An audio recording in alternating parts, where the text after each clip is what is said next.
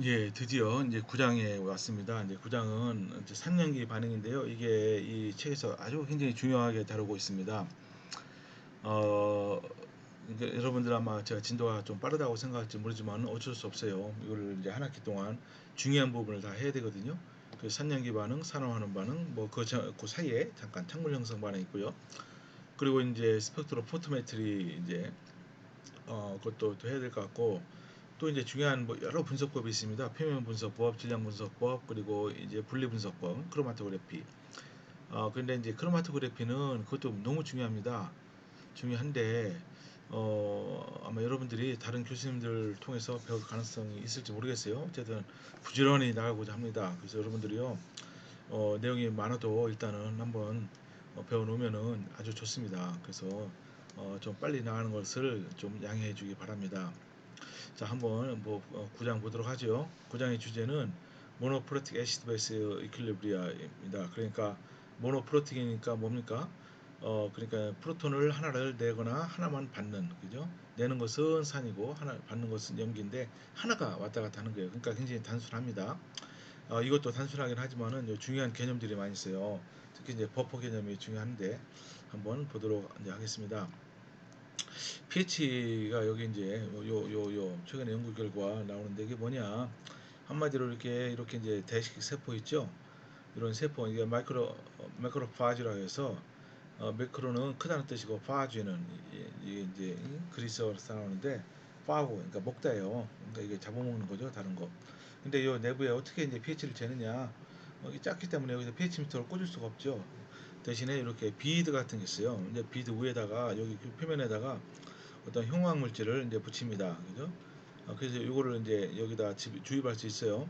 근데 이제 비드의 형광이 말이죠. 형광 세기가 이 pH에 따라 달라지는 거예요. 네, 그리고 이제 이거를 기준되는 게 뭐가 있을 거 아니에요? 근데 이제 어떤 물질이 또 있어요. 형광을 내긴 내는데 이렇게, 이거는 플로레센이라는 물질이고, 또 하나는 테트라 에틸 로다민이라는 것은 pH가 달라져도 이게 형광 세기가 거의 일정하죠, 그죠? 그래서 이걸 가지고서 이제 우리가 그 내부의 pH를 재는 거죠. 그러니까 꼭 pH 재는데 pH 미터가 있을 필요가 없다 이겁니다. 그래서 여기 보세요. 시간에 따라서 이렇게 쭉 가다가 여기 형광 인텐시티 요 비율입니다. 비율. 요게 이제 기준되는 게 있어야 되는 거예요. 그죠? 그래서 이제 여기에 이렇게 쭉 증가하다가 어느 순간에 갑자기 이렇게 감소했어요. 어 그래서 이렇게 이제 됐습니다. 그러니까 어때요? pH 요거 보니까 B가 여기 7.3 정도가 이제 되고요. 갑자기 이제 B가 감소했는데 이때는 한 5.7 정도 된다. 그죠? 물론 이거 레퍼런스 이런 스펙트럼을 일단 얻어야 되겠죠. 그죠? 이제 그런 식으로 다 이제 그 세포 내의 그런 아주 미세한 영역에서도 그 영역의 pH도 잴 수가 있다. 물론 이제 간접적인 방법입니다. 자, 그래서 먼저 가장 단순한 strong acid and basis, 그러니까 강산과 강염, 이건 너무 간단합니다. 그죠? 그 반응은 뭡니까? 우리가 다른 반응에 참여하지 않는 이온은 다 제거하면은 이런 거예요. 이거 그냥 강산은, 여러분 강산과 강염기 종류 대강 알았잖아요. 강산은 프로톤을 내고요. 강염기는 물론 프로톤을 이렇게 받아들이는 것도 있지만은, 또 하나는 아르네니스 정의에 의하면 OH-를 낸다. 그러니까 실제적인 반응은 뭔가 프로톤과 하이드록사이드가 반응해서 물이 되는 반응이다. 그러니까 강산과 강염기의 반응은 뭐야, 완벽한 중화 반응입니다. 그죠? pH가 7이죠. 7 이론적으로. 근데 여기 예를 들어 보면은 이런 거죠. 하이드로전 브로마이드 또는 하이드로브로믹 애시드, 우리가 산이라는 걸 강조하려면은, 근데 이것은 이제 물에 이제 녹아서 프로톤을 내죠. 물론 이렇게 이제 하이드로늄 이온이라고 물과 반응해서 프로톤이 반응해서 이 이온으로 쓰지만, 사실은 물은 그냥 솔벤트니까 없다고 치고 그냥 이게 HBr이 프로톤과 브로마이드가 된다. 이 반응은요, 이거는 거의 완벽하게 진행이 됩니다. 그러니까 이퀄리브럼 콘스탄트가, 이것이 분모가 남아있지 않으니까 거의 무한대다. 사실 무한대는 아니지만은 여기 보세요. 10의 5.8승, 한 100만 정도 좀 안 되는데 이 정도면 충분히 큽니다. 근데 이때는 이제 액티비티를 무시하면은, 액티비티 코에피션트를 무시하면은 pH는 로그 마이너스 로그 프로톤 농도다, 이렇게 되는 거예요. 그러니까 0.1 몰라니까 pH는 1이 됩니다. 상당히 강산이죠, 그죠? 이거는 굉장한 강산이에요. 근데 이제 만약에 우리가 여기 뮤가 이게 보면은 아이오닉 스트렝스가 0.1이에요. 1대1, 그죠? 1대1 그런 화합물이기 때문에 0.1입니다. 그때의 감마 값을 여러분 구하면 보면 알겠지만요. 0.83입니다. 그래서 pH를 우리가 이런 액티비티로 쓰면은 1.08이다. 이렇게 1보다도 약간 증가했습니다. 뭐 큰 증가는 안 해요. 뭐 그렇게 되고요. 근데 이제 요거 재미난 게 있는데 우리가 진한 질산은요, 질산은 무슨 강산입니다. 여기 보니까요, 여기 질산은 이게 이제 이게 이퀄리브럼 컨스탄트가 어떻게 됩니까? 10의 1.4승이니까 뭐 작죠. 근데 이게 이제 농도가 진할수록 어때요? 해리가 잘 안 돼요. 그죠? 농도가 진할수록. 이건 뭐 여러분 이제 배우면 금방 알겠지만요. 그래서 여기 보시면요. 여기 보세요. 요 그림을 보시면은 농도가 쭉 증가하잖아요. 그러면은 이제 해리 되는 정도가 이거 프랙션입니다. 프랙션 얼마큼 해리 됐느냐? 1은 완전 해리 됐다는 거고 0은 해리가 전혀 안 됐다는 겁니다. 그래서 여기 해리 된 정도가 알파 값이 점점 감소하죠. 그죠? 또 이제 온도에 따라 이제 다르죠. 온도가 높아지면 높아질수록 디소시에이션 컨스탄트가 이건 점점 작아집니다. 그죠? 이런 성질이 있어요. 근데 이거를 가지고 이제 스펙트럼을 찍은 겁니다. 여러분 여기 보니까 라만 스펙트라라고 하는데 여러분 라만은요 IR과 이제 비슷하다. 적외선 스펙트럼이랑 비슷한데 원리는 다릅니다. 완전히 달라요. 근데 얻어지는 정보는 이 분자의 바이브레이션에 관한 정보를 얻어요. 일단 그 정도만 알고 있으면 됩니다. 여러분 이거 깊이 설명하려면 아주 한정이 없어요. 그러니까 잘 보십시오. 이 부분에 여기에 농도가 5.1 몰라부터 굉장히 이제 여기에 10 몰라부터 23 몰라. 그러니까 너무너무 진해. 이런 상황은 사실은 거의 우리가 여러분들 실험할 때 이제 아마 평생 한 번도 이런 경우는 이런 맞이하지 않을 겁니다. 근데 어쨌든 여기는 그렇게 한번 그냥 내용이 있으니까 보는 겁니다. 10 몰라도 너무너무 진한 농도예요. 근데 여기 보면 요게 있잖아요. 요 피크 하나가 있는데 이게 이제 농도가 지날수록 어때요? 이게 없어지죠. 이게 뭐냐면 어떤 피크냐면 프리 나이트레이트 이온의 피크예요. 이게 뭐냐? 이게 농도가 지날수록 이거 사라진다는 건 뭡니까? 이게 나이트릭 애시드가 이게 이제 저 프로톤하고 해리하면은 나이트레이트 이온이 되는데 이 나이트레이트 이온의 피크가 점점 없어진다는 거 뭐죠? 해리를 안 한다, 잘 안 한다 이 뜻입니다. 그죠? 그래서 이제 없어지는 거예요. 그러니까 23.4 몰라일 때 여기 뭐 요거죠. 이 정도에서는 거의 해리를 안 하죠. 알파 값이 거의 제로니까. 그죠? 이제 그런 것을 보여주고 이제 있습니다. 자, 그래서 이것을 아주 간단한 한번 내용부터 보도록 합니다.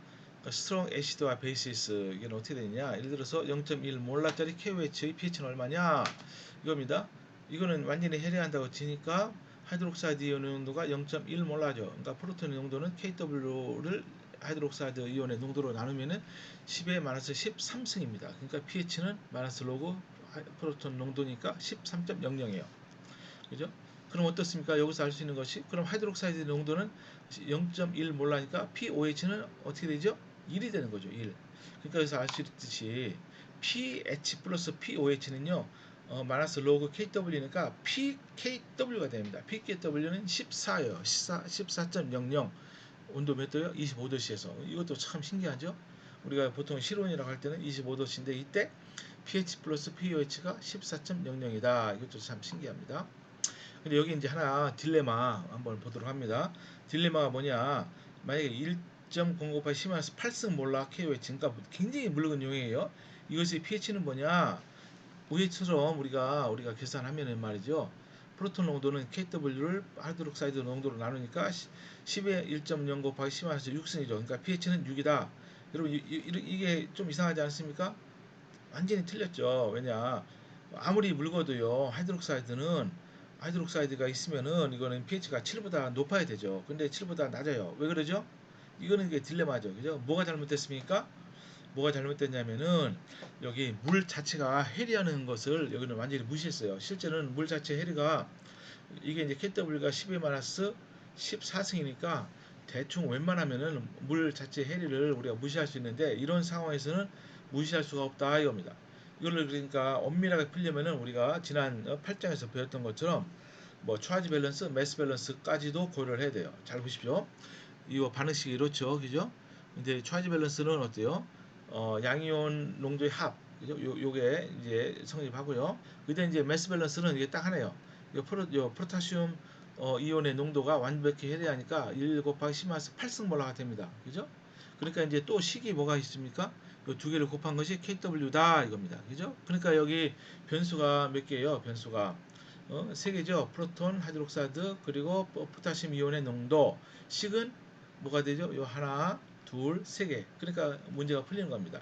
그래서 여기서 문제를 풀어봐요. 여기다 요 이제 차지 밸런스에다가 우리가 요 포타슘 하이드록사이드 이온의 농도 대신에 10의 마이너스 8승을 집어넣고 프로톤 농도를 X로 집어넣어요. 그럼 요 식이 되겠죠. 그죠? 근데 여기 어떻습니까? 하이드록사이드 이온의 농도는 KW를 X로 나눈 거죠. 그래서 이런 식이 성립이 됩니다. 그죠? 이런 식이 이제 성립이 되는 겁니다. 그래서 요 2차 방정식이죠. 요거를 이제 푸는 겁니다. 그냥 다 풀어요. 어떤 가정 같은 거 하지 말고. 그랬더니 X가 즉 프로톤 이온의 농도가 프로톤이 1 뭐가 됩니까? 요 식을 풀었더니요. 9.6 곱하기 10마이너스 8승 몰라가 되는 거예요. 그죠? 물론 이거는 2차 방정식이니까 해가 두 개가 나오죠. 하나 플러스 해, 마이너스 해. 근데 이거는 농도가 마이너스는 말도 안 되니까 이거는 무시합니다. 그래서 프로톤 농도가 이렇게 되는 거예요. 그래서 pH를 쟀더니 7.02, 그러니까 7보다 조금 높았죠. 그죠? 비록 하이드록사이드 이온의 농도가 굉장히 낮아도 이게 이제 어쨌든 존재하니까 pH는 7보다 조금 증가한다. 그렇게 알 수가 이제 있습니다. 그죠? 잠깐. 그래서 이제 이런 그림이 성립하는 겁니다. 그러니까 잘 보십시오. 이게 이제 농도가 요게 이제 x축은 로그 농도가 돼요. 그러니까 이게 이제 점점 더 이거는 이게 마이너스로 작아지면은 농도가 점점 묽어진다는 뜻입니다. 그러니까 강산이든 강염기든 간에 이게 이제 처음에는 농도가 낮아져요. 근데 이제 물의 해리가 처음 무시하니까 그냥 이렇게 직선적으로 pH가 여기 증가합니다. HBr 강산에는 반면에 강염기는 농도가 낮음에 따라서 직선적으로 감소해요. pH가 감소합니다. 그렇지만은 이게 너무 감소하면은 요 영역에 들어가서는요 물이 해리를 우리가 무시할 수 없다. 그래서 이것이 그냥 쭉 감소하는 것이 아니고 어떻게 됩니까? 너무 농도가 낮으면은 결국은 물이 해리하는 그러니까 pH가 7에 접근하는 거예요. 강산도 마찬가지입니다. 쭉 pH가 증가하다가 7에 점점 접근합니다. 이걸 여러분들이 알아야 되는 거죠. 그죠? 그러니까 이게 문제를 풀 때는요, 아예 그냥 물이 해리까지도 여러분들이 고려를 해서 문제를 정확하게 2차 방정식을 풀면은 되는 겁니다. 그죠? 뭐 이렇게 되는 거예요. 아, 예, 그렇죠. 그러니까 여기 이제 한 가지 있습니다. 강산이나 강연기는 르사이틀의 법칙에서 물이 해리를 억제하는데, 예, 그죠? 웬만큼 농도가 있을 때는 그렇지만 농도가 너무 묽어지면은 그렇지 않다. 물이 해리를 우리가 고려해야 된다. 이제 그런 내용입니다. 그래서 잠시 여기서 이제 멈추도록 하겠습니다.